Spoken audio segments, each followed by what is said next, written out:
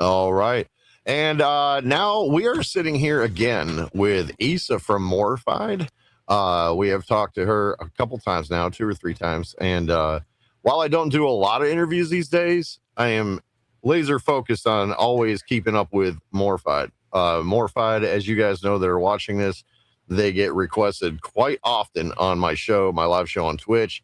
By the way, which is if you're not there already or going to be there, it's twitch.tv/Peredy Party. It's every time I turn around, there's a new release coming out, and I can't tell you how many times I didn't even know you released something until it pops in my queue. But my viewers, they're fiending for you. You know, it's like you have really, you know, from day one when I first noticed you guys and we chatted. From then, you were already doing well then. And now it's like you guys like shot straight through the roof, and I'm so happy for you on that because it looks like you have no backwards going on. You're just forward, and Oh, I that's really awesome. appreciate it. Actually, like I'm super thankful to all the people who are requesting us because I'm like, wow, I didn't expect that at all. So I really do appreciate it a lot. Oh yeah, oh yeah. Well, I mean, your videos are killer. You know, when we started watching with what was that one that they got taken down and put back up and taken down and put back? It was my favorite Oh one. yeah, it was Lacuna Coil cover. I remember the Reckless one. Right, Yeah. right, right. Man, I was in love with that cover. I just could not stop watching it. I was I like, think it got back just simply because of you, because I have no idea. Never ever any other cover did like that. But that was the only one exclusion, and I'm so like I think it's just you who was routing for it, and it just got back. no. Everybody else loved it too. In fact, I got accused a few times of watching it so many times. They're like, I think you've got a thing for Issa. I was like, no, it's just really good. It's really, really good. I mean, because to me, then you were, you know, you were a cute thing, but you sang like so incredibly. But then Panopticon happened, and you turned into this full blown hottie, and I was like, what? Now I'm confused. I don't know. I don't know how to feel about this right now. You know, it was, but it was badass. And then you guys just kept going and kept going and kept going. All right. So since let's start from there, from Reckless, catch everybody up to steam, up to speed with a quick synopsis of everything you've done, and then we'll break it down after that. So tell us what has erupted since that video. Uh, when was it? Like, how many years ago are we Long talking time. now? Long time, yeah. I think that was the period when we were very actively doing covers, like making covers. That was our main goal, basically, because we really wanted to practice and learn. And like we thought that we needed some skills to actually produce good music. So we took our time and we just went all in with all the covers. And like I think Reckless was kind of one of the first ones. Actually, it's super old.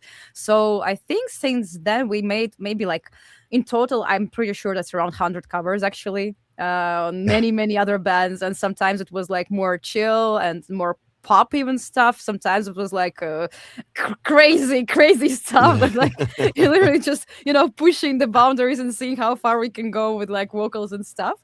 So we took a lot of time on that, and we were meanwhile while we were doing that, we are releasing our first album, which was Sanguidonia, and the Panopticon was part of it. So we were kind of testing ourselves and trying here and there. And after Anhedonia, it was surprisingly well received. We were like, "Oh wow, okay, thank you." That's It was killer, man. I'm thinking, I'm right while you're telling me this, I'm thinking you decided to have that as your breakout album. I mean, yeah. usually breakout albums suck. They're supposed to suck. You know, it's like your first car is supposed to be a piece of crap. You know, you're learning how to drive. You guys bust out with something amazing right out of the gate, and I'm like, well, what is going on with these people, man? All right, anyway, continue. Oh, thank you. But I mean, we were just trying, we were listening to many bands and we were trying ourselves in different genres. So I think Angedonia, from that perspective, it's kind of diverse because some songs are inspired by Tool. Some songs are clearly inspired by Tesseract. Somewhere we got some Carnival vibes. Somewhere we're like, oh, but now I'm listening to, I don't know, this specific band. So we just, kind of going all there. So that's why it's kind of like we feel like it's more like a testing, part for us. So we were just trying things and searching for our style and like what we love, what we appreciate.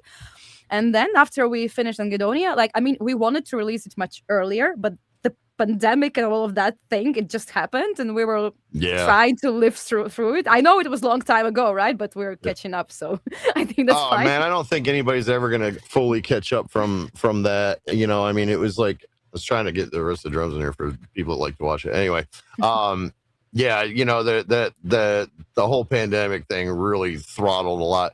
However, for me, it kind of, I would never want it to happen again, but it actually helped me because as a streamer, people had nothing else to do, so they'd come watch me. Yeah. I feel sorry for them, I really do. But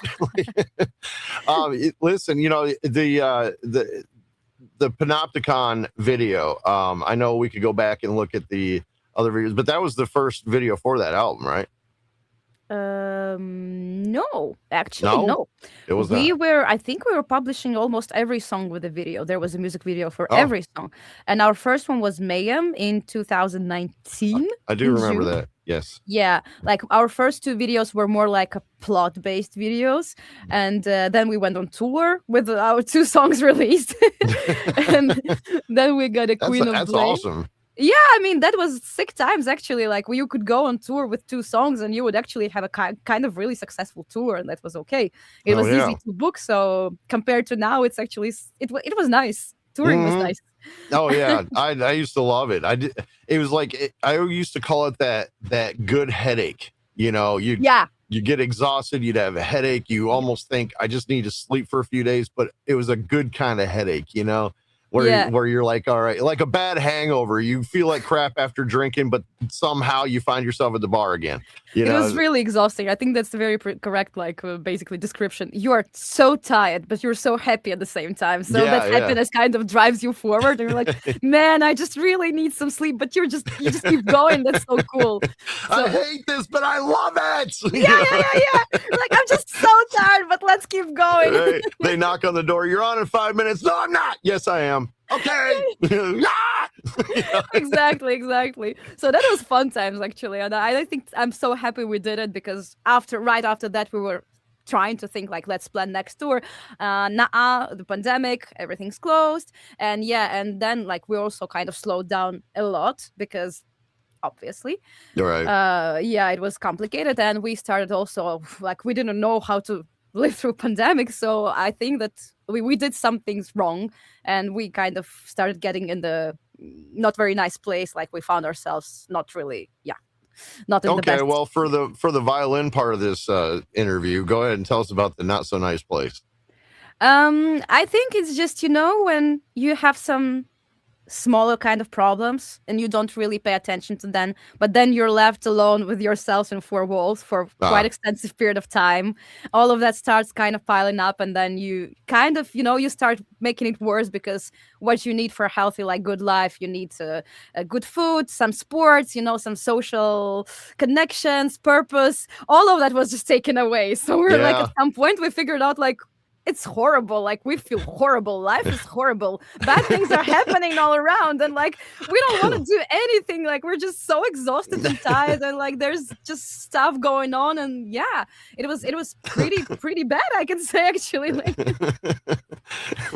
make it stop. Or no, seriously, exactly. But the good part of it is that obviously when things like that happen, and you have two options, when basically one option, you have to push through it, or you have to kind of figure things out. So that first of all helps us to understand ourselves better, and like our values, and like what we want to do, who are we as people. And second, it became a very strong base for our second album, which is Mental, which we released in January this year. It's fully based on everything that happened during the pandemic and all of our really? Absolutely. Wow. It's called Mental for a reason, because like I thought maybe you had just gone mental like now, you just Nah, it's all reflection. So we were struggling during pandemic, and we had lots of bad things happening, let's say like that, and we were feeling very, very bad. And I admire the way you looked at that, though. You said just now that you either have to carry on or figure things out, right? So it's too easy. I've been there too, where you think, I either have to figure this out or quit. The quit thing wasn't in what you just said. You said figure it out or keep going.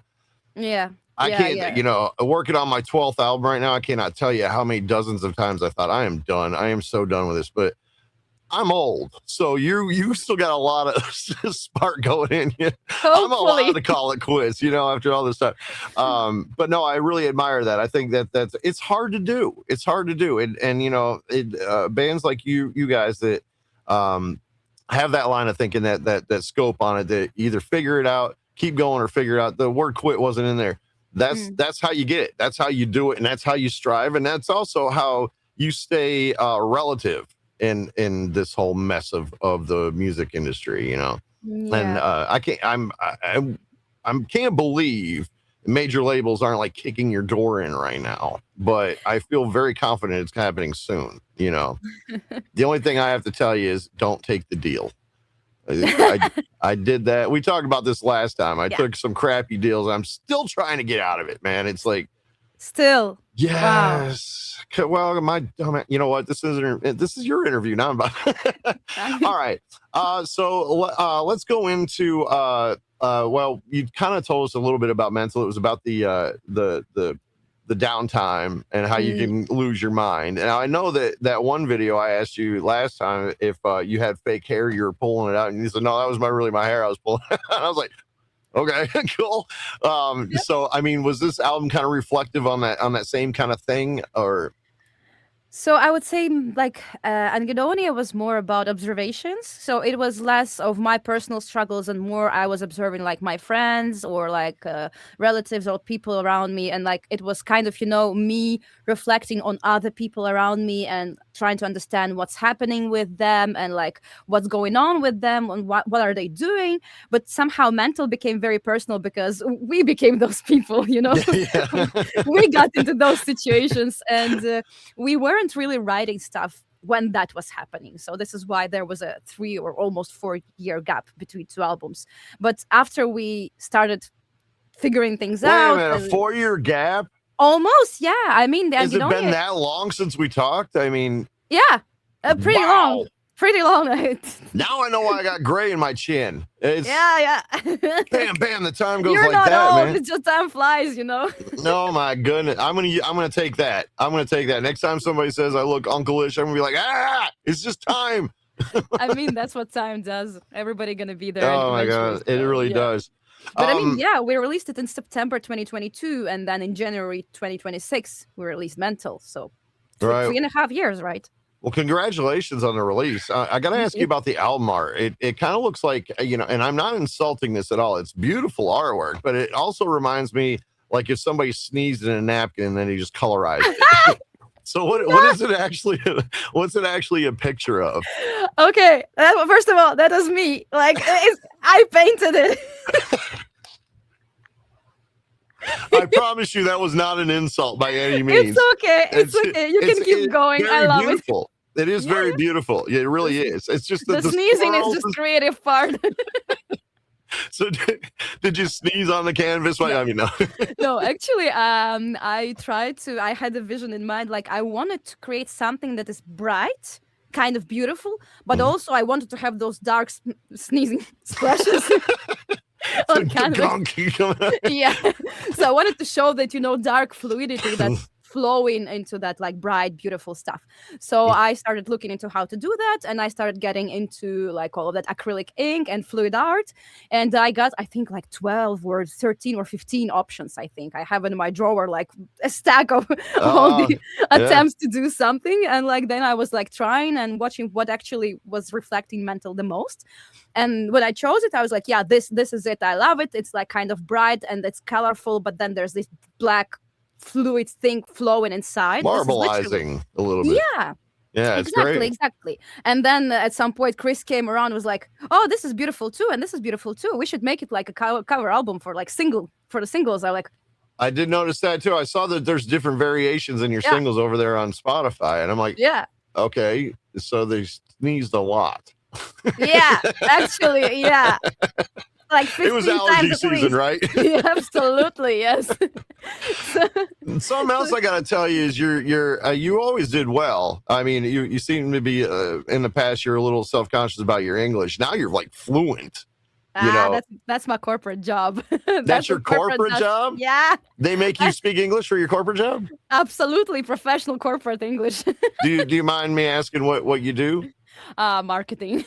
Oh, okay, all right. That's I went to school for marketing. Oh, really? I I didn't. never used it. So I have no idea about marketing, actually. That's fun part. Like, And I'm doing kind of more technical part in a marketing field, so I still have no idea about leads and how you collect them and why you do that after with them. So yeah, it's a honestly, I think that the entire school they didn't teach me anything I didn't already know because I've been doing it my whole life anyway. But most of it's going to just be experience. yeah.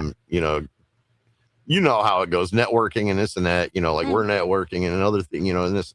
But the actual schooling, I feel it does absolutely nothing for it at all. Uh, I have my a only degree that's a perspective paperweight. Yeah, but my only perspective on that is that actually it's like in terms of knowledge, I don't think Mm, I use the knowledge from my universities or whatever, burn degrees, but the mindset. I yeah. think after I graduated, I feel like I can do anything. I can learn anything. Like if I have Google, I can build you a house. Yeah, when you go to fill out a job application, what are your skills? I can use Google very well. Absolutely. I use it very well. I am Like a Google god. I'm also a proofreader. You know, one thing that that my degree taught me is that proofread everything. Yes, yes, indeed. Well, so like, how do you feel like your self marketing has? All right, so let me word this a different way. You guys are DIY like a lot of us are these days. Um, your self marketing has it been more of you guys, or have you been able to incorporate some outside third party companies that want to come in and grab them a little piece of Morphide? All of us. It's everything. It's just us. So it's trial and error. It's again searching for knowledge, searching for some other people experiences and whatever. So it's everything. Everything that Morphide is about me and Chris. Everything. And so marketing part was done by me, and not because I work in marketing. Actually, that part didn't help me a lot, like at all, I would say. Even that didn't help me. But I Right. was yeah, watching YouTube, learning, like reading Reddit and watching, like, and learning stuff and trying, and then I was figuring out what works or not. So yeah, trial and error, I would say. Sometimes costly. Trial and Oh, error, but oh yeah, yeah. It can be very costly. That's where sponsors kick in. And then sometimes that's not even enough. You get handed a multi-thousand. Oh, you wanted this to happen? Here's the Mhm. bill. And it's like, Yeah, at no. some point you start talking in thousands and you're like, Mm, that's a little bit painful. it's very painful. It's like, but I really wanted to buy that cheesecake. All right, I guess I'm going to starve for the next month because, like, Yeah, yeah. You're like, if we don't do that and don't go anywhere, we don't party, then we can right, afford this. Let's do this. It right. makes And then you sense, get booked right? for a show and you can't perform because you've been starving for a month. You're like, you're tired of. Let's talk about the band members. You mentioned you and Chris. You are the foundation of it. But Yeah, do you not have like a third person now, we full do. time? We do. We do. We have a drummer, Anton, whom we love a lot. He's a insane drummer. It's actually funny because that's exactly the same drummer who was touring with us back in 2019. Oh Then wow. we kind of, yeah, then we kind of partied, like, partied our ways, and he was living in Latvia, we were in Denmark, and there was pandemic and whatever. But then we're like, how about we play new songs together? And he's Yeah. like, yeah, let's do this. And we're Oh back. man. I wish I lived out there. I would have been like pulling that drum set back there right up to your door and been like, let's do this shit. Come on, man. It's usually the distance problem and the location problem with Oh us, yeah. because yeah, like, you just live in different countries. It's a little bit hard because if somebody in Copenhagen, we could have shows in Copenhagen, but it was like, oh man, we'd love to play with you, but you don't have a drummer here, right? And we're like, right. So, for some time we were really stuck. We felt like a completely studio project because that's what Yeah. we were doing, recording covers, recording like new songs, and then like pushing them out. And that's it. And everybody's like, oh, come to France, come to US, come to Germany. You're like, The as a U.S. needs tourist, to be on the maybe. top of that. The U.S. needs to be on the top of that. And Out. if that does ever happen, please look me up. I could get you guys booked in serious places, man. Like, I'm Okay. still very dialed in and everything here. Like you're recording that, right? Like, Mhm. I have a proof. Yeah, I have offered other bands that are touring, and they go. I won't mention the exact name. I'll tell you off camera, but there's one band that everybody was wanting them to come to the U.S. over and over, and they finally did. I told them, I said, look me up. I'll get you guys set up. I adored this band. They decided to go with someone else for some reason, and I'm not saying I'm better than everybody else, but this guy put them in this dive bar, and I'm like, you guys traveled like days to get here, and then you're going to play in a bar that can hold no more than 50 people, and it stinks. I went there to see them, and I felt so bad because some places people just won't go because they are dive bars. I'm like, no, you're gonna bring a band in from out of the country, stack them up in the Hilton, put them somewhere. But yeah, like I said, if that ever happens, let me know. We'll get you in good places. But Yeah, totally. I think for us it's even harder because of our genre. We're kind of heavy, I would say. Like we have those low tunings and screams and whatever. We can't play in bars, in like small bars, because that's not gonna sound like the drums. And we have intense drums, right? And the drummer is good. He's playing those intense drums. So like he's just gonna take over all. Yeah. And like he's just gonna the drum's gonna take over all this, like all the free space you have in this tiny bar. So we can't even accept those offers because there's no way we're gonna sound good. And I don't want people to come and then the drummer is cool. You can listen to drums as well. I mean, me and Chris were also doing something, right? So it would be cool if people could experience our songs like in full. So unfortunately, we are just not able to even agree to those small offers. We need to grow, and this is why we were doing this marketing stuff, because we need to grow to a point where we can actually play a normal, I'm not saying the bars are bad. I'm just saying that the bigger places, we need bigger venues. I'll say it for you, it sucks. I've traveled like all the way across the country and ended up being in some place that looked like it couldn't hold more than 20 people. I'm like, why the fuck did I come all the way out here for it sucks, man. I know you want to be modest and not put down any bars, but I'll say it for you. That just sucks ass, man. It's shitty. But like I always tell bands, to save the local bars and stuff like that to build your home base. When you travel outside, strive for more, expect bigger, because if you end up losing your ass financially and everything else just so people can hear something that's rattled and bouncing off the walls too bad, like you said, the drummer drowning everything out, they're gonna walk away thinking, I don't know what the hell I just heard. And it was pointless, so.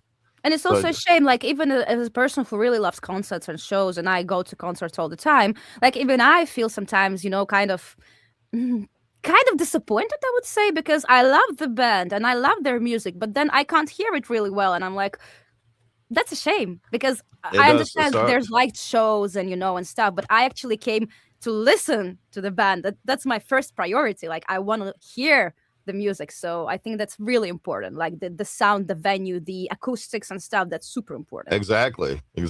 I agree completely.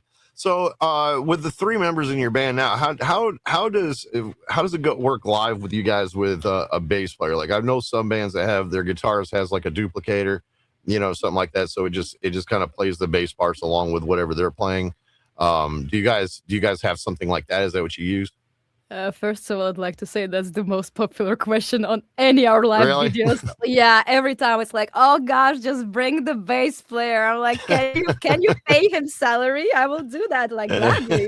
It's just the numbers there. Well, I mean, if it works without one, there was a 2-man band that opened up for oh man, I want to say Soundgarden that I wanted to see, and the guitarist was also the singer and the bass player, but he had a foot pedal that simulated the bass lines while he was playing. It was back then it was super high tech. These days you could buy it at your local store. But anyway, go ahead and explain like how you guys pull that off.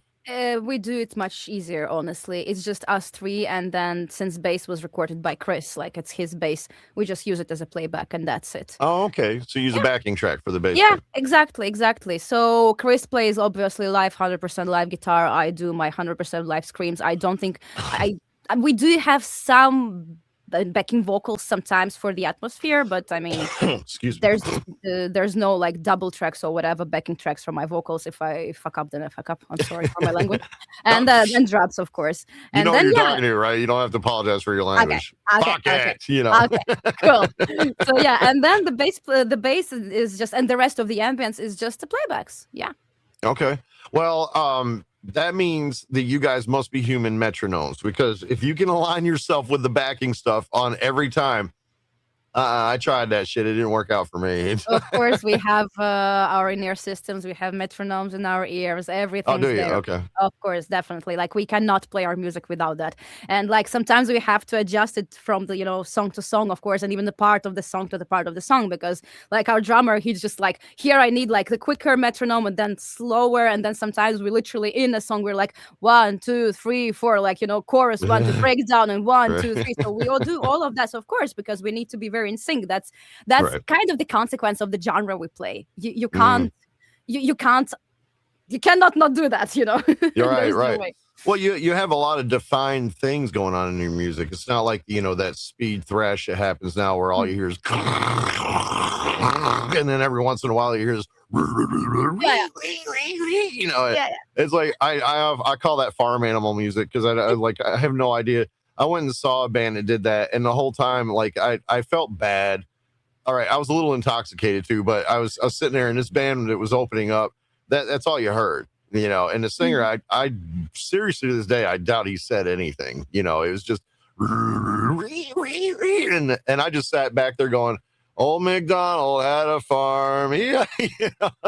And that singer apparently heard me at some point, because when we got Oh, off stage, he was like, that was really rude. I was like, oh. I'm sorry, buddy. I'm just drunk. I'll blame it on that. Um, I yeah, think that it's was, really cool that there are different genres for people to enjoy. Some people there really really, yeah. enjoy something like this. Some people enjoy like very simple music. That's fine. But then there's us for some people who want to hear those, very technical, rhythmical like riffs, and Mm, like the drums have to play together in sync with guitar. Like there are some show-off places in our songs when right. they're both locked in and like ding ding ding ding ding ding ding ding, and I'm like here, yeah, I'm just vibing. Right. I see that look. I know that. Going, yeah, that's it. That's Yeah, what I'm doing. they're Uh, doing all the job for me, and I'm just here, right. woo! Oh man, that's the greatest thing. When I switched from being drums to a singer, I was like, there's 2 points about this. They do all the work, and a microphone's a lot easier to load than a drum set. So, Absolutely. I love this. This is the best part every time when we have like, like a line check or sound check, whatever, especially line check, which I absolutely hate. I think line checks don't work and like they shouldn't exist, but okay, sometimes they I'm still. not familiar line check. Are you talking about like the cables and stuff like that? No, it's like literally sometimes like usually as a band you have a sound check, right? It's before Mhm. the show, you have like hour and a half to whatever you like ask. But some in the Right. festivals, you don't have this privilege. You have like 30 minutes to switch. And then you never ever did sound check. So there's band playing, you're with all of your stuff and the kind of waiting like on the backstage. Then once they're done, they have like 5 minutes to pack their shit out of the stage and you just Oh, I run know on the what you stage. mean. I know Yeah. what you mean. Yeah, And yeah, like yeah. that's the Okay. worst. That's the worst because it's so hard to guarantee something good. Like it's so hard, you go to a new venue, you do this, then you put the in-ears in your ears and you're like, everything sounds different because the venue changed, the amount of people changed, like the settings changed. I'm like, oh my God, we need to play. We have 5 minutes. Like, and you start and Right. you're like, you're just going through it. Of course, you do your best, but like sometimes, and especially the worst part is when the sound is not that good. And then people come to you like, oh yeah, the sound is bad. I'm like, um, That's when you yeah, point to the sound guy. That guy yeah. over there. And you're like, yeah, Blame I agree him. with you. I physically cannot influence the sound because I had 30 minutes and most of it went to drums, like literally putting drums together. Have you So, ever had a sound guy like either accidentally or on purpose like shut off like your vox or your vocals, oh or no, no, no, no, thanks God, no, that sounds horrible. it is I did a show with my last band, and the sound guy didn't like that I used effects on my vocals. It was a personal thing for him, and I told him, I was like, what's it to you, buddy? You just Yeah. move the knobs, make it work. He literally shut off my microphone because he didn't like me using effects. He said, real singers don't use effects. I said, I think Yeah, you're stuck back in the days of Elvis, buddy, because yeah, like what the fuck. I but mean, yeah, it's the I same sang like people 3 come to songs us. and didn't even know it. That's horrible. That's no. That sounds. First of all, that sounds unprofessional. Yeah, Let's well, he start. got fired. He got fired, Okay. and not because of me, but he did it with a couple other bands, and it's like, That makes sense. But yeah. I mean, that's similar attitude we hear when people come and when we, for example, it's usually when we upload something to YouTube. Okay, that doesn't happen on shows like actually, but when we put on YouTube our live and like we're so proud of it because like okay, this was particularly maybe good take everything, we're recording in line, so it's like you're not correcting it. So if you're very like good on pitch or like perform, like, you're happy because that's the very true sound. Like actually in the venue it sounds better and cleaner than everything Right. you recorded. So when you have a good recording, you're like, oh my god, I'm so proud. And we're putting this out, and some people come, yeah, good band, but really sorry, they're using playbacks and stuff, and there's like, where's Oh, the bass? And you're like, I kind of understand you, yes, thank you for the feedback, but like, we actually also tried our best there. We played absolutely like live, and like, yeah, we don't have a bass player, but like, so does North Lane, so does the bunch of other bands who they just don't. They like, North Lane literally said, we cannot afford ourselves a bass player. all right. Wow. Sorry. Yeah. Yeah. Well, I mean, it's not like you didn't play it at all. You played it in the recording, so it's Yeah, still exactly. I That's mean, Chris. Like if we could duplicate Chris, we would have, and yes, the whole orchestra would be there. oh God, I wish I could replicate myself. I swear to God. That would Or be so much somebody easier. else, maybe. I don't know. No, I totally feel you. They don't get it. And another thing that people don't understand too is like when you get off the stage and they're like, okay, I heard you bang out a 45-minute set or an hour set, 30-minute set, whatever. And then they have to wait a year for an album. They're like, but I heard you just knock it off real quick. I said, they don't understand. There's a huge difference from recording and playing on stage. It's light years apart. Mhm. So I feel your pain on that. The question and answer thing you guys did, those were I saw one, Issa, I gotta tell you, it was so adorable. I was like, I was laughing but not laughing at you. I was laughing hysterically because it was just adorable, man. You got you and Chris sitting there, you were building a gingerbread house or something like that. Yes, I loved it. I was like, oh my God, this is like the cutest thing I've ever seen, and especially when you had two questions back to back. I lost it because the one question said something about you guys being in relationships or something like that, and you said you and Chris or something like that. And then the very next question was asking you if you were single, and you went, "I don't think so."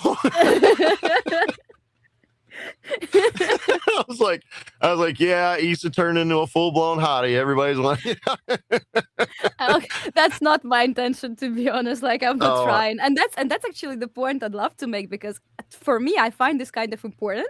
And I know this doesn't make sense, like to whole industry, but I'm not trying to push my looks. Like I'm trying so hard not to push my looks. Like I'm not trying to look ugly, but I'm just trying to look like I look in my daily life. That's it. Like this is how I look daily. I'm not trying to look better. I'm not trying to That's look how hot. you look daily? That's my corporate That's outfit. not fair. That's not fair at all. The rest of us in the world have to like go through like 100 steps to try to even look like this, Okay, thank you. and you just, what? I'm I don't want to accepting talk to you compliments. anymore. This is unfair. Like No. let's quit. Yeah, but So no, are you but guys seriously. planning on doing any more question and answer? Because that was a lot of fun. I wanted to make one in December. I still have the gingerbread cookie. I wanted No, to you decorate don't. this. I do. I wanted to decorate it, and I got all the like glue and the decorations and stuff. But we just caught up in a moment. I'm like, I probably like it's April, like end of April. I cannot probably take the gingerbread cookie, do I? Or maybe I will do in summer. Like who cares? So I wouldn't we are. eat it. Yeah. I wouldn't. But I wouldn't eat it after all this time. If it's been around a while. it's okay. It's okay. It's okay. I'll just decorate it. I don't need to eat it. I'll just decorate it. Yeah. Well, you can always eat the new decorations after done. That way you can give new decorations, right? Yeah, There's nothing wrong with it. So But yeah, I that was a definitely lot was of fun. planning to do that, and I love Q&As, and I wanted to talk about Mental as well, because like this album is very personal, and there's so many things we want to say with it, and like I feel like for us it's really important because it's a reflection of something that happened. So it's not like sometimes when you're caught in a moment you start writing like really depressive stuff, and you just kind of you kind of throw it into people, just sharing your feelings, and it might feel a little bit like overwhelming. But Mental is different. It's reflection of what happened, and I feel like there's a story like which we try to bring, like this, those 5 stages of grief, and like it ends with acceptance, and we're ending it on a kind of positive note, like maybe bittersweet, but kind of this take me back to the other side. It's literally like take me back to where I was. At least that's my perspective on it. So it's important. It's very personal, and I feel like it's meant to tell a story that everything's gonna get better eventually. So I would like to tell this story because like some people are they're reading lyrics and they understand it. Some people are like watching some interviews, but I never like We never said it explicitly on the camera, like this is what we put in it. Maybe Well, that's you're good. going to get to on this because I got a couple more questions, but I want to end the interview with the album Mental because I want that Okay. to be the freshest in everybody's Okay. head. Okay. But let's the covers that you guys you did. You said you did 100 or over 100 covers. Yeah, I A think in lot. total, yeah, it is.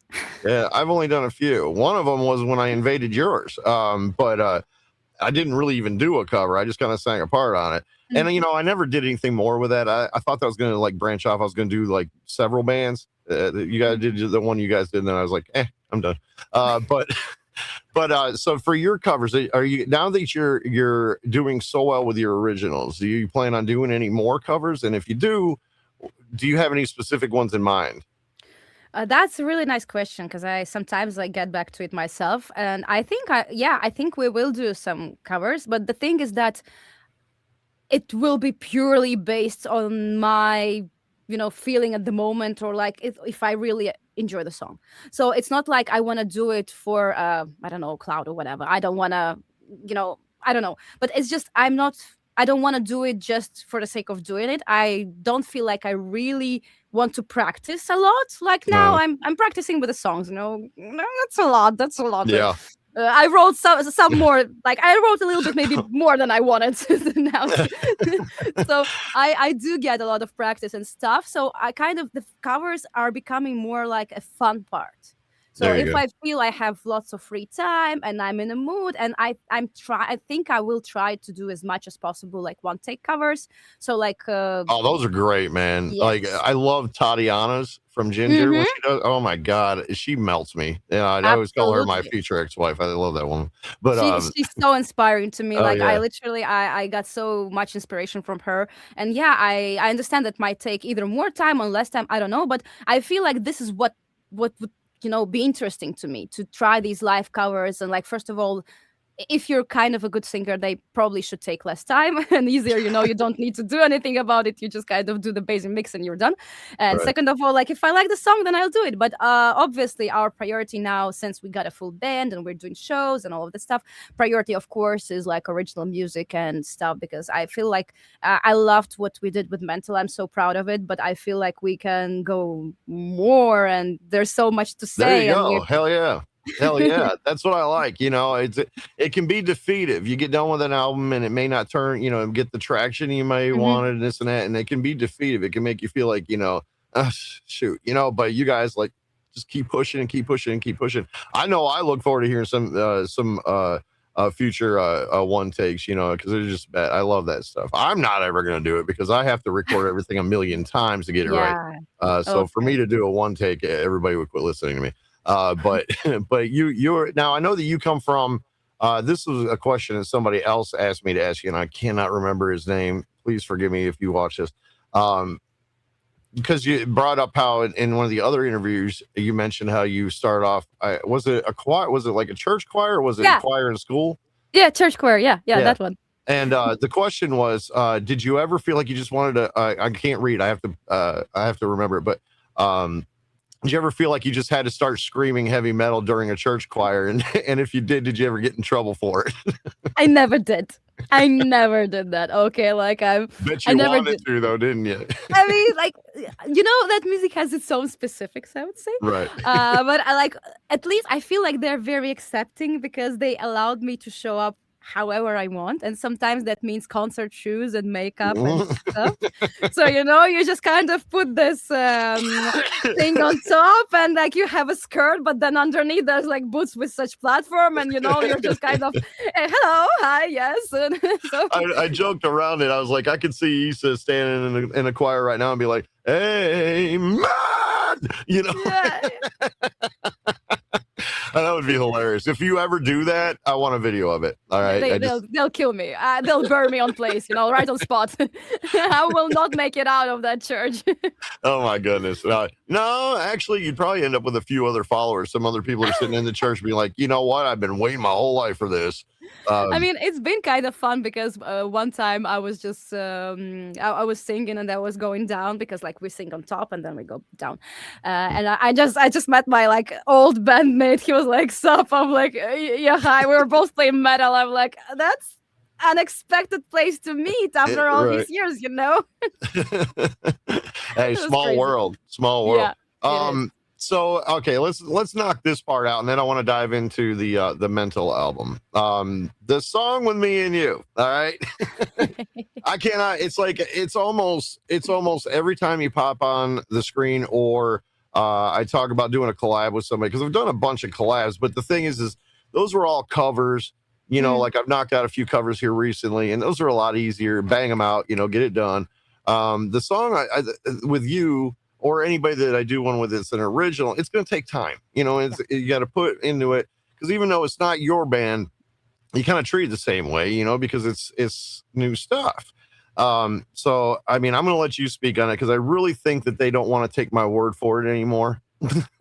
But I'm here to tell everybody it's still planning. Neither one of us is giving it up. It's just we just don't have the time yet. But I mean, I'm still planning on it one day eventually. I'll let you tell your side of it. No, totally. I mean, it's sometimes it is hard to explain why does it take so much time, but it just there's so much going on behind the scenes, basically. Like, and at the same time, and it's like also the life is lifing, you know. For example, I cannot just stop everything and then Right. focus on songwriting. I have work, I have life. I try to stay healthy and not die from whatever reasons, you know. Gingerbread. Yes, you know.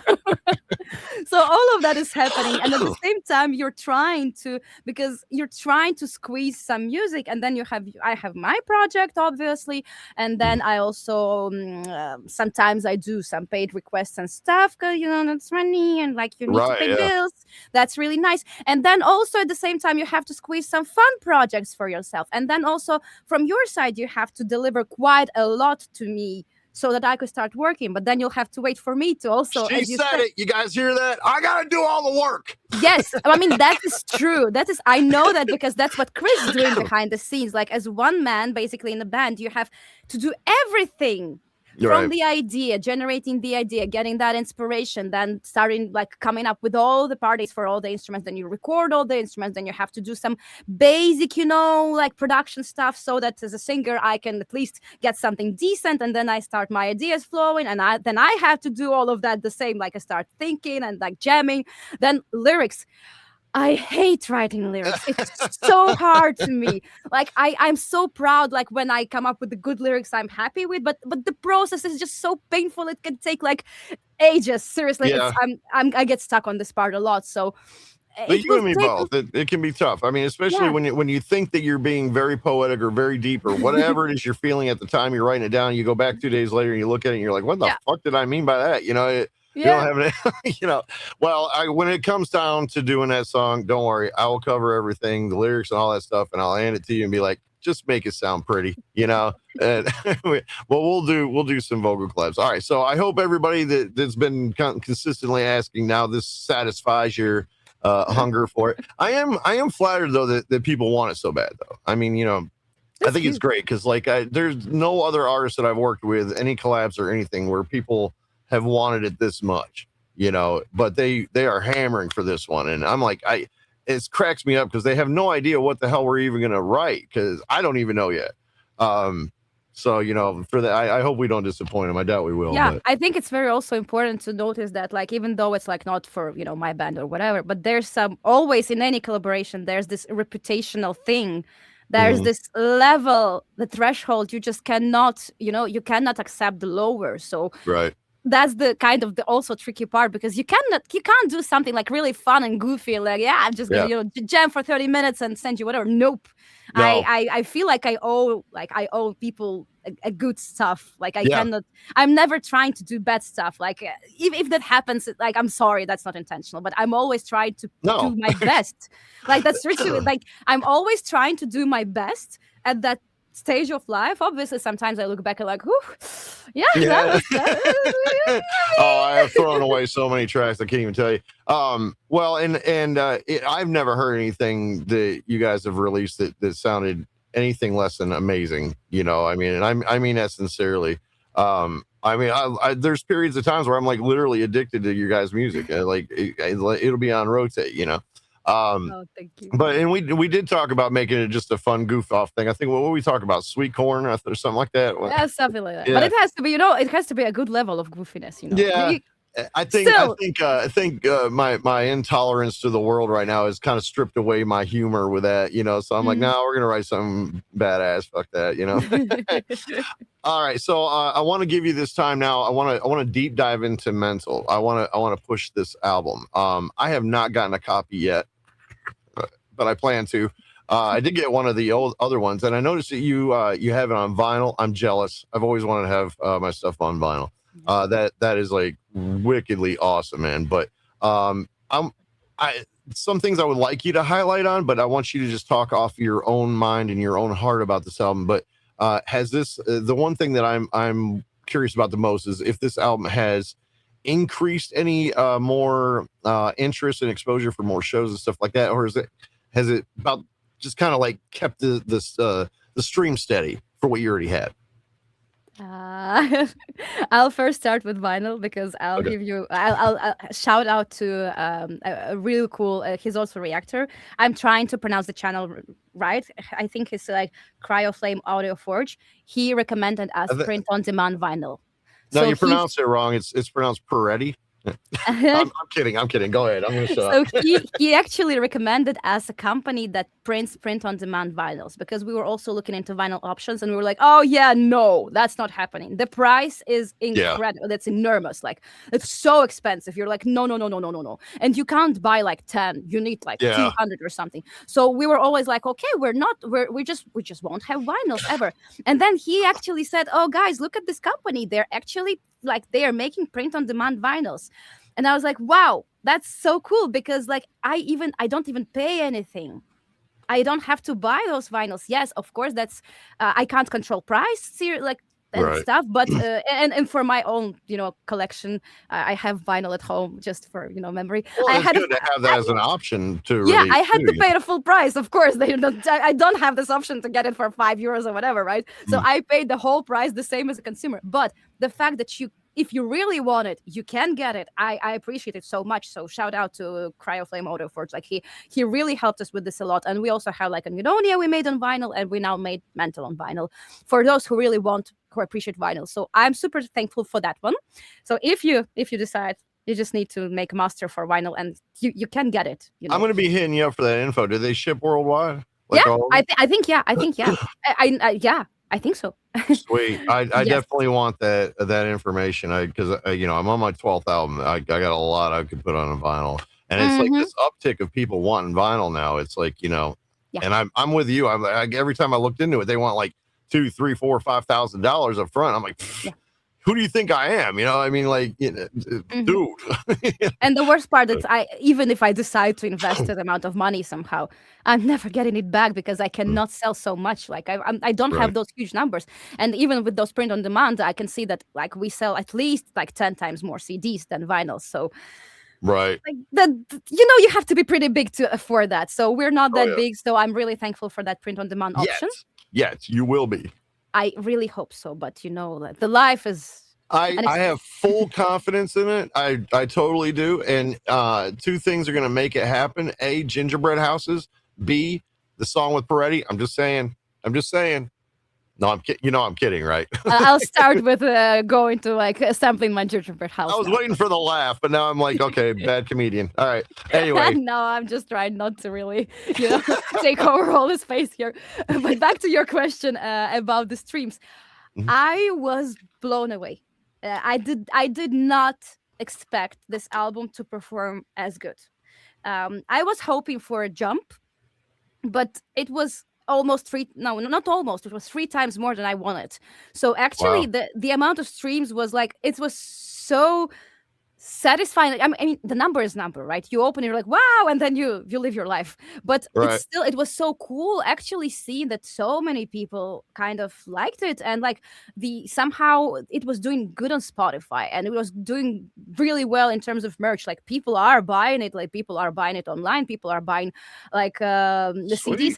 And it's super nice because it was fucking expensive. Like it was so expensive. Like we were like, we want it as a good, like we like this album. We want it to sound really good. So We That's invested a lot. that should be on your next album after this one. I hope you like it because it's fucking expensive. Yeah, I mean it was, and it was like, oh my god, please let me just pay it off, like eventually. Yeah. And I mean, I think we're eventually gonna pay it off. Someday. Yeah. Lionel Richie said once, my first album, I went severely in debt. My second album, I broke even. The third album, I was able to pay off the first album. And then the Wow. fourth album, he made money on. I'm still paying off my 12. So, what do I know? But I think I have no doubt you guys, you're going to be able to cross that right off. In fact, I have so much faith in you that I think that you guys are going to get to the point where people are going to start clamoring. Is that the word? Hammering for? I don't know. To where you're like, you're not even going to have to invest anything. It's just going to be there and you're just going to pump it out and be, go on your way.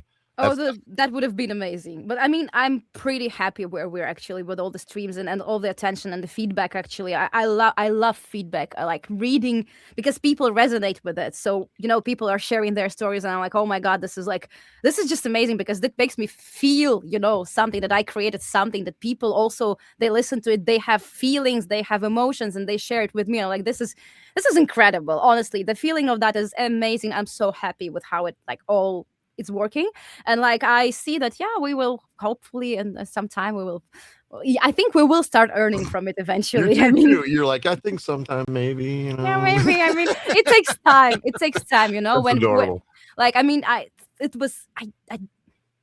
I wanted to invest that as much as we needed, but yeah, it was expensive. So I'm really happy that that's happening. And also, of course, in terms of the live shows, that helped so much because have you seen an uptick in that because of your new album? Yeah. Have you seen it? Yeah. Are you getting like asked to be booked a lot more because of your new album? I can't say like a lot more because I think that live shows is like our kind of the weakest spot in terms of it's hardest for us to control.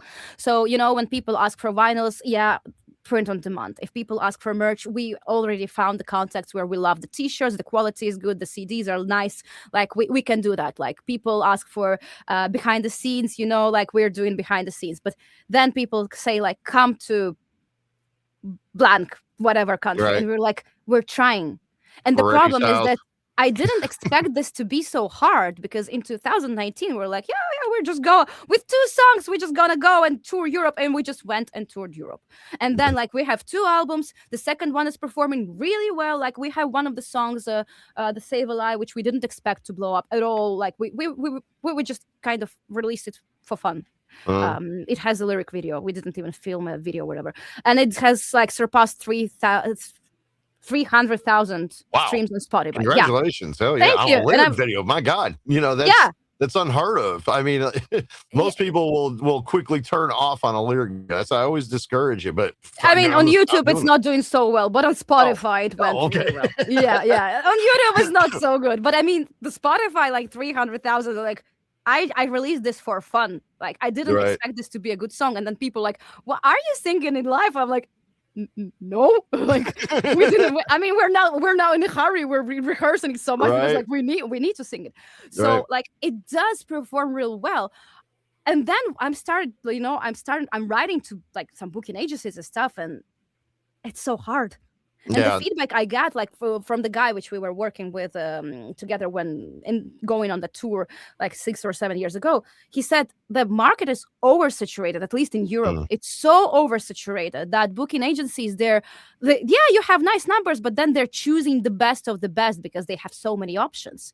And I'm like, oh my God, I did not expect this to be so hard. Yeah. So unfortunately, when every time people ask, "How are you going to France? Please come to Germany," I'm like, I promise you, I'm trying my best to go there. Like I'm trying to find those. You guys are in that marketing blur now, man. I remember that. You get to that stage where they're like, that in between where you're like, okay, you just bounce around. You can get booked anywhere. You're feeling on top of it, but then you move up a stage, and then you're in that blur where they're like, okay, you guys are cool, but how many people are showing up? How many tickets can I sell? How's the bar gonna do it? But you know what?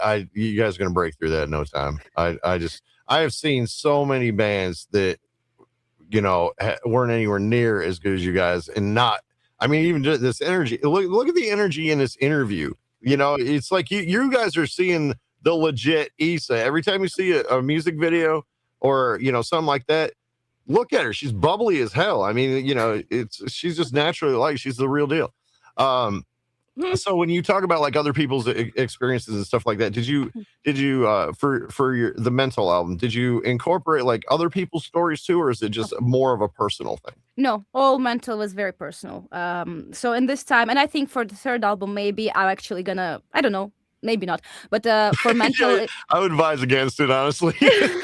People are kind of twisted out there. They like yeah, doing stuff. but no, I just know mental was all about like us. It was very personal, and I think this is why also in terms of like lyrics and melodies and whatever, it was easier for me to do that because I knew exactly what I want to say. I knew exactly how I want to sound it, and even for some songs, the the direction we took when like writing them was different because with Angedonia, for example, we were like, let's try, let's explore, let us, we had all the freedom.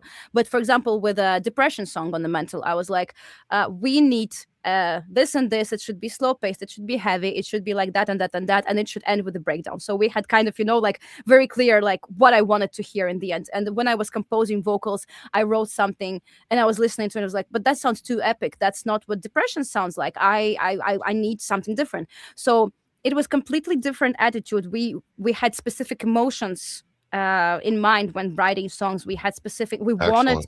yes, we wanted to create something that we know what people will feel or think or whatever when they listen to it. So it was all very personal and about us. And yeah, So it was yeah, about not just you. It was also Chris, and I'm sorry, I forgot the drummer's yeah. name. Anton. I think it's Anton. mostly me and Chris actually, because at that time, I mean, Anton is not yet, at least, he's not like writing drums. He's Okay. playing drums. Right. For now, like I mean, we wrote Mental still, like I mean, parts of it were written long time ago. Still, like kind of in times of Angedonia, let's say, because some of the songs are really old. Some are very new. Like we literally finished, for example, writing song in like no like I don't know, a year ago, and then we shipped it for a mix. But some of the songs are like 2-3 years old. So at that time, yeah, we were doing everything still ourselves, and Anton was just learning them. Well, at least it's coming 100% true to coming from you, as opposed Mm. to just writing random lyrics about random stories, and Mm. that's I think that's makes it way more powerful. Let's talk about this album and the the struggles you had getting it out, because I know when I was talking to you, among the millions of times talking about doing that song together, we were both having different issues and this and that, but you had talked about how there was a bunch of setbacks and issues getting it going, but you triumph through it. And that's normally I would avoid that question because people are like, I don't want to talk about the bad times, but I think it's a triumphant story. I mean, you're a fucking warrior. You guys took that shit and you said, no, fuck that, and you pushed it through. I want to hear about. Well, I kind of already heard a lot about it myself, but I want everybody else to hear about like what walls you went up against and what you had to break through to make it happen. So I think there are multiple things with this album. Like first of all, of course, it took time. It took time. We were like moving houses. We were doing some renovation works. We were building the new studio and stuff. So that obviously takes some time, and Uh, takes away from all that part. Then when there was a recording part, Chris 2 times he hurt his hand. Like oh, so, yeah, he fell off. First he fell off, I think quad or whatever. Then he fell off bike. So every time it was his right hand. I was like, are you kidding me? Like that's not like, are you ibuprofen like he just drug? says, "Are you kidding me?" I mean, he's just coming home and he's like, he's not showing him in his hand. I'm like, no, show it to me, right? Like, show what just happened. so, You got to get so insurance on those hands, man. seriously, yes. Like, at some point, I was like, are you like, I'm sorry, but like, are you on ibuprofen? Like, you're like really a drug addiction or whatever? Because he's like every time, like, it's painful. I need to take one. I'm like, okay, Are you okay. doing crack, man? I mean, Just some ibuprofen. It's okay. Like, so that was part which also kind of course, delayed the recording process. Then there were some of the songs, like for example, The Acceptance, which I love so much. I'm so happy with how it turned out. But we wrote part of it like almost on Guidonia times. And then when we started, we're like, okay, it's time to finish it. Oh my gosh, we're just stuck. We're like, we love first part, and then for when we need to continue the song, we just don't know. That's like, we have no idea what to do. And for, I think it was month and a half at least, or 2 months daily, just sitting with the song, trying stuff that doesn't work, deleting, trying the new Right. stuff that doesn't work, deleting. So some of the songs took lots of time, and I'm so happy with how it turned out eventually. But at some point, you're like, you're not letting yourself feel any emotions because you'll get so mad and angry. So you're like, Uh, it's okay. We're just trying stuff. We're pushing it out. It doesn't work. So that was another thing. And then the final thing, I think, which was the most complicated at some point, was the whole mixing process, because oh, that's unfortunately, brutal. I yes, hate that part. I really do. unfortunately, like, we are not mixing ourselves, so we did not expect that it will get delayed a Uh, lot. So I was hoping maybe to release, like, in the best case scenario, to release the album in so it's 2026, in spring 2025. I was so like a hoping. year ago from now. Yes, yes, it was my best case scenario. Well, it didn't work out. There were delays, so I was like, okay, we will release the whole album somewhere in November 2025. Well, that didn't happen as well, and I was like, this is getting very frustrating, because we have done all the part. We all our Right. part is done. We recorded everything. We sent it out, and then we just sit there for 8 months, Uh, and you're like, and everybody's asking, and I'm like, you it's cannot. unnerving. It Yes, is. you cannot imagine how I want to release it. Like, Yeah. I was at some point, I was like, I'm gonna release the demo. I don't care. I'm just gonna I throw the demo out. Like, I'm already like, I'm so like, I really want this out. It's And hard. It's hard to hold that back. In fact, mhm, I'm terrible at it. Like every time I got one right now, I'm waiting on the mastering house to send back to me with the mix and master. And I find myself like on shows, people asking me about it. I'll just go into my DAW and get and let them hear a rough mix. I'm like, yeah. fuck it. I want them to hear it so bad. But then it can also bite you in the ass, because then Mm, if they hear that rough mix and it's like, then they're like, eh. So when you do finally get the right one, they're like, I already heard it. I wasn't too mhm, impressed. So there's yeah. that. But I mean, so you guys had to rely on a mastering house, and there was a lot of delays with that. Did you Yeah. have any other roadblocks that happened with this album? I mean, that was the most hard one moment. And then, of course, for this album, we actually released quite lots of videos, I would say. So 7 videos out of 9 songs are actually there on YouTube. And that was also, at some point, that was what was driving me crazy. Together with the mixing, because I was also very much involved in all the mixing process. We were writing lots of feedback, and like, it was very like close collaboration with a mixing engineer. So it was back and forth for, I think, 2 months, very active work. Like, it was a little bit exhausting, when all you do is you listen to your songs, and then you write the comments, and then you listen to your songs, and then you write the comments, like, for 2 months. You're Yeah. going crazy. And the worst part for me was that I never ever had a break, because then I had those music videos, which I had to very quickly to start working on, because Then you got to hear yourself again for the video. yeah, and the worst part is the 2 months of my life, I didn't expect that, but they were dedicated to mixing, because I needed to be very involved. I was expecting those 2 months that I will have this time for music videos. I didn't. So then I was Mm. like, I need, like, so quickly to edit everything, because I'm also editing music videos myself. And I had like 3 music videos filmed already. I was like, I need to edit them like now. And that's Right. all together with my full-time job, right? So at some point, I was just like, I don't know. I just like, I'm so tired from all Overwhelming. this. Yeah. Yes, because Yeah. you do one job, and then you do full-time the other job, and you don't have weekends, you don't have vacations. Like, 2 of my vacations I spent on releasing music, on editing music videos, and whatever. Like, 2 of my vacations were just gone. I dedicated to all of this. Asa, sweetheart, I hate to tell you, now that the level you got now, I can tell you from experience, there are no more vacations ever. Ever. No. I mean, there's no such thing. From here to the rest of your life, as long as you keep pursuing this, it's gonna soak up your life, But like we That's talked not about super earlier, it's a good inspiring, headache. Yeah, I mean, so but like we said earlier, that's that good headache. Yeah, yeah. I can look back and be like, oh my god, I don't I think I've missed out on so much stuff, but at the same time, I also got to do so much, Yeah. and that's exactly what you guys will you're already experiencing it now. These are I envy you. I envy you because I know that right now what you're experiencing is probably going to be the greatest time of your life ever. It's there's so many new things opening up and you have all this experience already and you're smooshing it all together and it's great. It's great. It's a wonderful thing.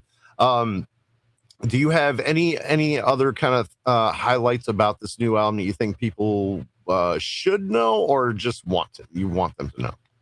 I think the most important to me is if somebody, when listening to this album, can get something out of it. Like I was seriously thinking and overthinking and analyzing what is music for me. Like because yeah, when you're in a not the best place in your life, you start thinking about everything. Like what do you do? Why do you do? Should we continue? And all of that. And I was trying to understand what is music for me, why I like music, like what do I want to achieve with music. And I understand that what I want to do so much is just make people feel something, like in this world of uh Chaos, crap, yes, yeah, it's AI like it slop. can be tough, it can be tough. I really want to connect with people. Like I want to put my emotions in a song and then make them feel those emotions through the song. So like through this medium some kind basically. And I think this is the most important part to me. So if we succeeded with this, like I'm so happy. Like I'm genuinely so happy. I don't care what other people say, like if our music sucks or whatever, it's so cool. I honestly I don't really care as long as I understand that we can get connected through this music. So that's the most important part for me. So I think that's the feedback I would love to hear, honestly. Like when that's people say that's like, a beautifully said. Beautifully said. I'm sorry for giggling. You're just so damn adorable with your. it's also one I part want about to hit your teddy bear or something. You just like I just love but it. it's also some one part about like me, like as a musician. I was also trying to find my place and how I feel in the soul metal scene. I was like, but I don't want to pretend that I'm like tough, rough, screaming like oh girl, whatever. Like I am who I am, and like I yeah, I Oh, try to be genuine. Like I'm not trying to pretend, and I know that sometimes pretending is what gets you things. When you it can smack you in the face too, though. of course. But I mean, of course, if you put lots of attention in your looks and then you create this cool persona and stuff, that can help. But that's not what I want. That's not Right. why I do this. So, That's why you're genuine. That's why there's a draw to you and an appeal. It's great. And I got two things floating in my head that I forgot to ask. I hope I don't forget them again. I'm terrible at writing things down. It's like this is why my interviews go so bad. It's very conversational because I never write anything down to ask. But the okay, so first the music video, I cannot remember the name of it. I told you how impressed everybody was with it. It was a cover in it was a metal song, but you were kind of like in a garden and you were very sweet and slow moving. oh, Um, yeah, I know that. I think that was Bad Omen Artificial Suicide yes, cover, right? yes, Yeah. yes. I was dying to know like what went through your head making it, and I don't mean that in a bad way because it was so awesome. But I was like, I've never seen anybody uh put on this I don't know what's the word I'm looking for. Like theatrics to where everything's just like real smooth and mellow, and then but you're screaming at the same time. I'm like, it's fucking brilliant, man. I love it. It's kind of like you see if you saw some cute chick picking flowers, and then you're like, how are you doing today? And she turned around and said, I'm doing fine. Something Yeah. like that. So like, was there like a specific reason why you guys went that route, or were you just like, hey, fuck it, let's try this and see how it does? Oh, there's definitely a reason. So at some point, there was a period when we were trying that was before our mental and songs. We were trying to shoot kind of cool cover videos. So usually I would just do it in my studio like that and like don't really care. But then we're like, let's try something cool. Let's try something for our future music videos. So we were like testing things. And this particular cover, it was like, it was a good season. The flowers are blooming. The weather is nice, all of that. And we remember the old but gold, the Spirit Box song, Holy Roller, where they had very similar music video. It was inspired by a movie. I forgot the name, but I'm pretty sure all of you know. And she was this cutie pie, literally screaming in your face, and she was in a Oh, dress with the flowers. And I she's was like, adorable. I love her, yes. man. And I'm I'm like, like, I have a we are big crush on that woman. I just seriously. she's amazing. And I was like, we are doing that. We are trying to replicate that as close as we can because, some things you can steal for your music videos, maybe some ideas and general stuff. So we're like, we are doing that. And it was so fun, honestly. This was seriously so much fun to work on because I was like, that's ridiculous. And like, we completely stole the idea from Spirit Box, like completely. And I wrote it Well, explicitly. there's That, of nothing wrong course. with being inspired from a different video. I mean, I've used things that I saw in other videos and be like, I want to do something like that, and I'll put my own twist on it, like you guys, I'm sure did. Everybody does that, I think, at some Yeah, point. yeah. But I mean, there it was like very explicitly that we're like completely recreated the music. Yeah, and we of course we would never do this for our music video for our original song, but for cover, Right. and we wrote that. Of course, it's so obvious that we took it from Spirit Box. Like, don't try to blame us because we know and we're showing. She's like, I'm blatantly telling you, we ripped it off. Just don't stop. Don't come at me with this. We already know. Exactly. For a cover, I think that's fine because we don't Sure. get paid from covers, right? We don't get Right. any like not a cent from cover. That everything No, goes to original artist. I've never seen a penny from any of mine. Yeah. Of Not course. It's like it's not your music, so you Right. don't get paid. So all of that effort was just for fun. Right. And that also kind of, there was also a moment where I started to not overthink, but like think about my perception of myself maybe in metal. I was like, yeah, but that's cute. I kind of like it. And I mean, maybe I should not change that. I don't want to be this, 100% brutal girl on stage. So I actually, on some of the live shows, I had a fun experience where I was just having so much fun, honestly. It was a very good live show.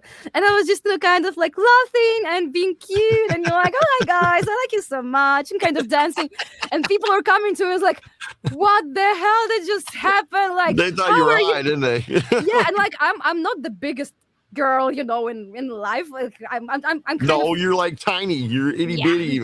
I'm kind of small, and they're like, "You're so small, and you're so cute," and then you scream at me like, "What's going on?" I'm like, "I don't know. It just happens naturally." So, what was the comment someone said once? How does all that sound come out of that little person?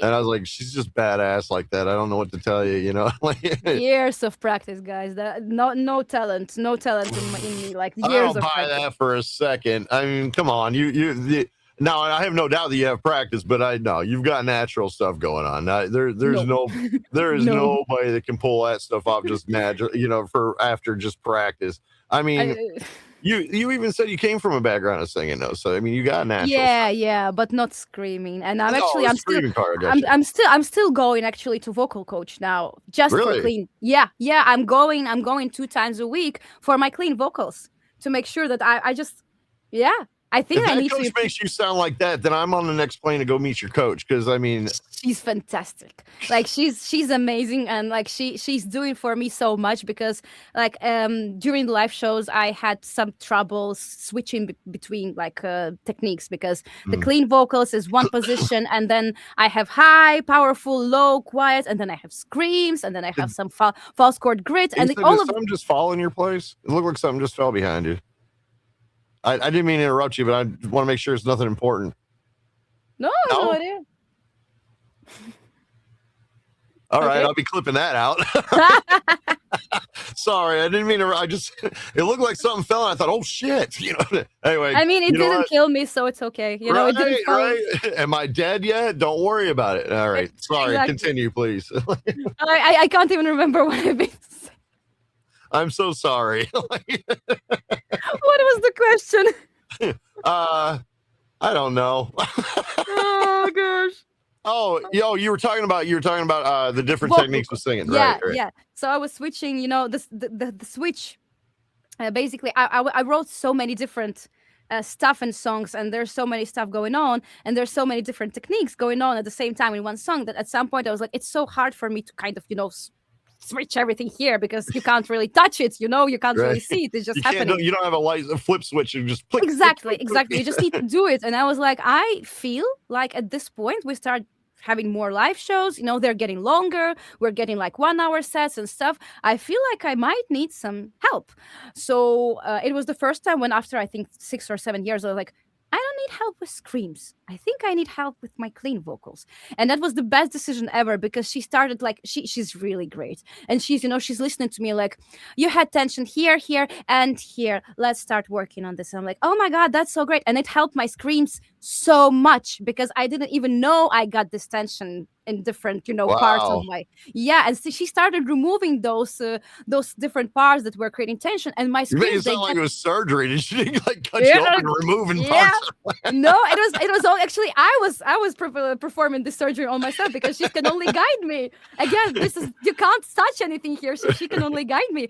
And I felt like this helps my screams a lot, because they felt so easier, so more natural. I was just like, I could perform 1 hour set, and then like I can go for another hour, right? That's kind of easy. Nice. So I feel like I so appreciate her. I really appreciate her so much, and I'm gonna continue until I feel, I don't know, incredible. See, But I I feel mean, like, this is good because, like, what you're telling people is, there's no shame in getting assistance or going to a vocal coach or anything like that. oh no, I highly encourage. No.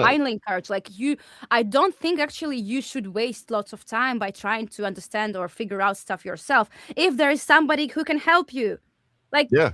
just go to this person. He's like expert. That Right. person can help you so much quicker than you would spend like 3-4 years. Sometimes you might not even figure this out. There are some people who are luckier, maybe, and like Chester Bennington, right?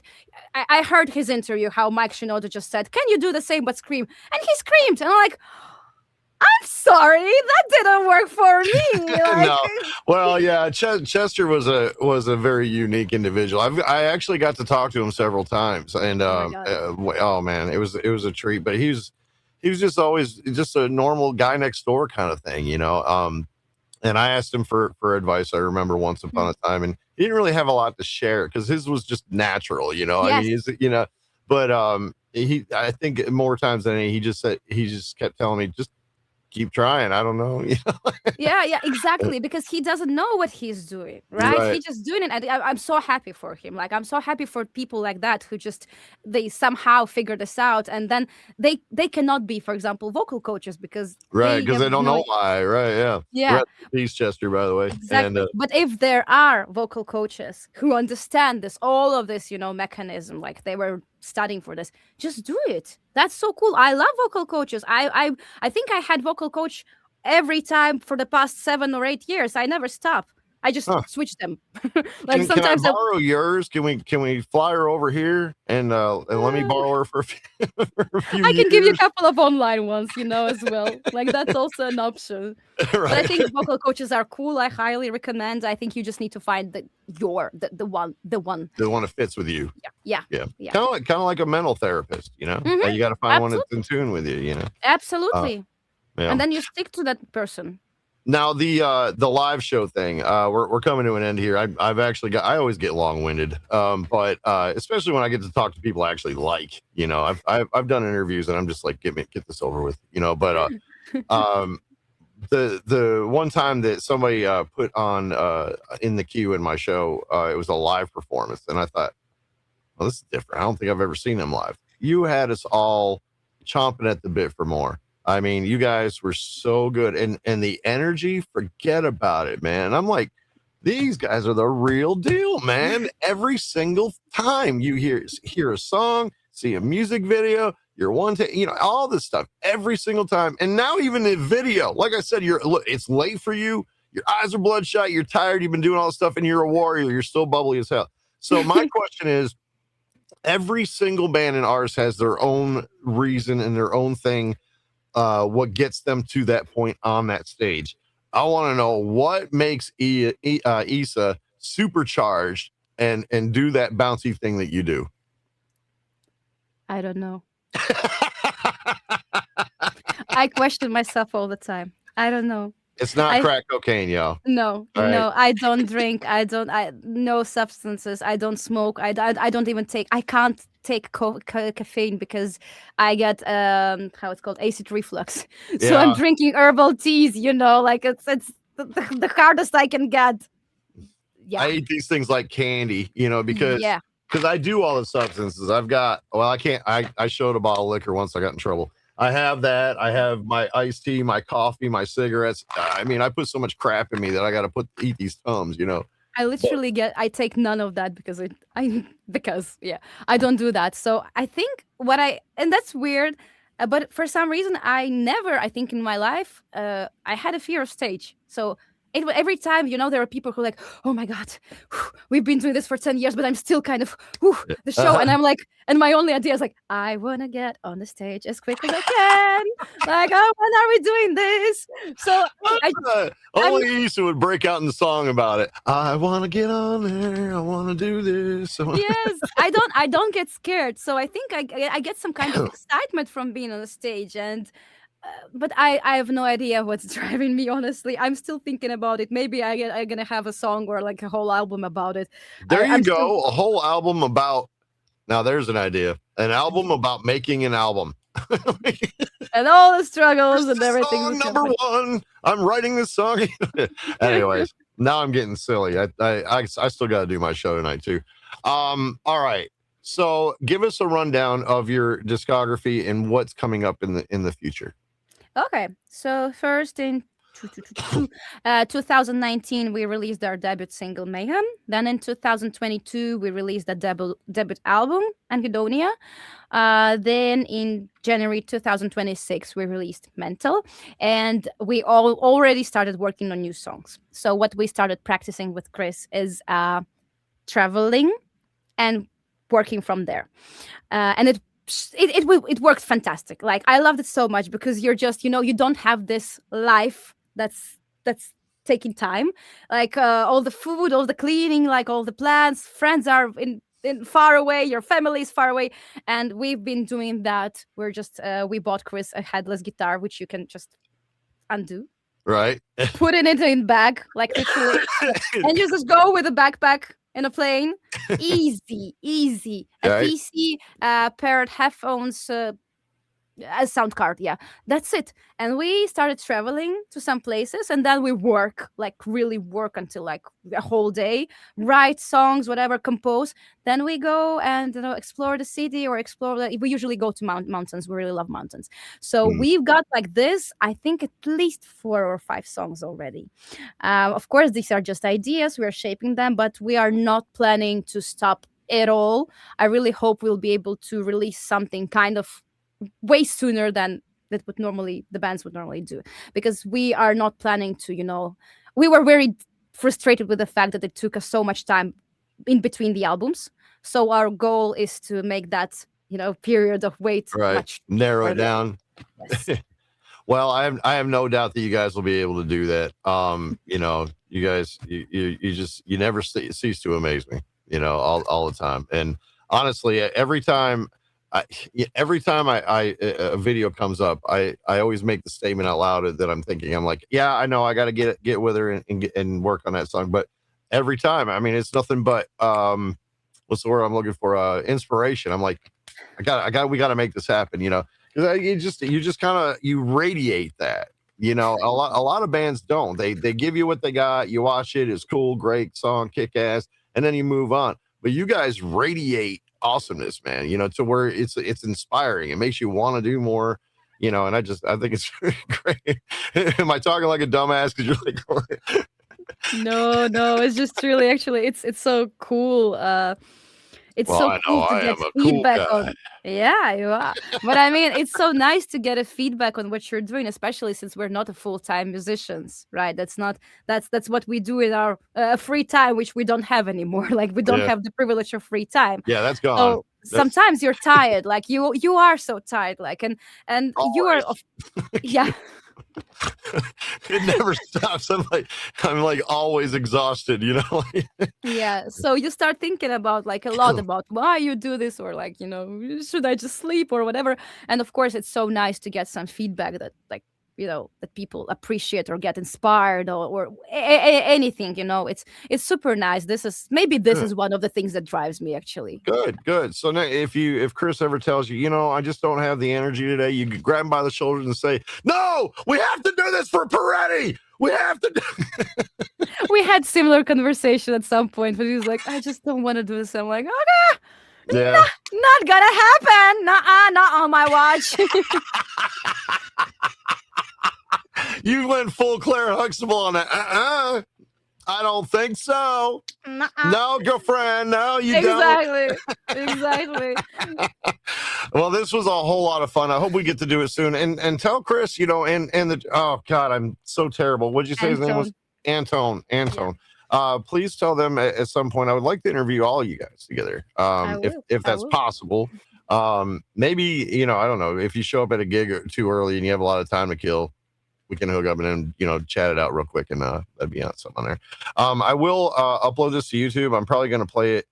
Oh, I was going to right before the show. Actually, I got to be on camera in about 45 minutes, so that's not going to happen. But I'll play it on my Twitch at some point, and hopefully that satisfies a lot of questions and stuff about you guys.